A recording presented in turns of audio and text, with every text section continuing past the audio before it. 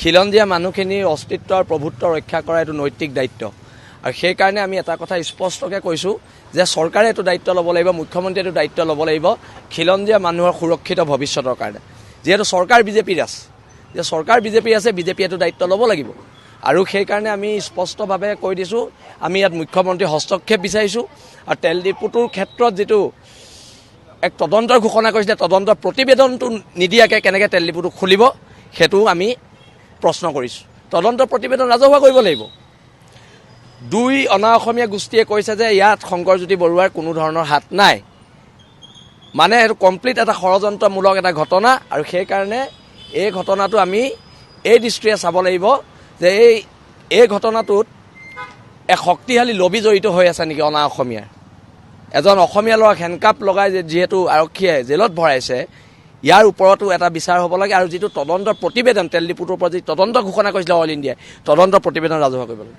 খিলঞ্জীয়া মানুহখিনিৰ অস্তিত্ব আৰু প্ৰভুত্ব ৰক্ষা কৰা এইটো নৈতিক দায়িত্ব আৰু সেই কাৰণে আমি এটা কথা স্পষ্টকৈ কৈছোঁ যে চৰকাৰে এইটো দায়িত্ব ল'ব লাগিব, মুখ্যমন্ত্ৰীয়ে এইটো দায়িত্ব ল'ব লাগিব খিলঞ্জীয়া মানুহৰ সুৰক্ষিত ভৱিষ্যতৰ কাৰণে।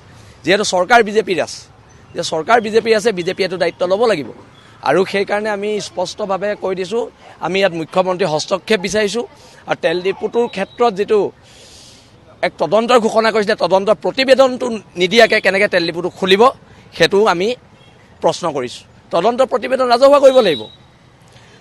দুই অনা অসমীয়া গোষ্ঠীয়ে কৈছে যে ইয়াত শংকৰজ্যোতি বৰুৱাৰ কোনো ধৰণৰ হাত নাই, মানে সেইটো কমপ্লিট এটা ষড়যন্ত্ৰমূলক এটা ঘটনা আৰু সেইকাৰণে এই ঘটনাটো আমি এই দৃষ্টিৰে চাব লাগিব যে এই ঘটনাটোত এক শক্তিশালী লবি জড়িত হৈ আছে নেকি অনা অসমীয়াৰ। এজন অসমীয়া ল'ৰাক হেণ্ডকাপ লগাই যিহেতু আৰক্ষীয়ে জেলত ভৰাইছে, ইয়াৰ ওপৰতো এটা বিচাৰ হ'ব লাগে আৰু যিটো তদন্তৰ প্ৰতিবেদন তেল ডিপুটোৰ ওপৰত যি তদন্ত ঘোষণা কৰিছিলে অল ইণ্ডিয়াই, তদন্তৰ প্ৰতিবেদন ৰাজহুৱা কৰিব লাগে। খিলঞ্জীয়া মানুহখিনিৰ অস্তিত্ব আৰু প্ৰভুত্ব ৰক্ষা কৰা এইটো নৈতিক দায়িত্ব আৰু সেই কাৰণে আমি এটা কথা স্পষ্টকৈ কৈছোঁ যে চৰকাৰে এইটো দায়িত্ব ল'ব লাগিব, মুখ্যমন্ত্ৰীয়ে এইটো দায়িত্ব ল'ব লাগিব খিলঞ্জীয়া মানুহৰ সুৰক্ষিত ভৱিষ্যতৰ কাৰণে।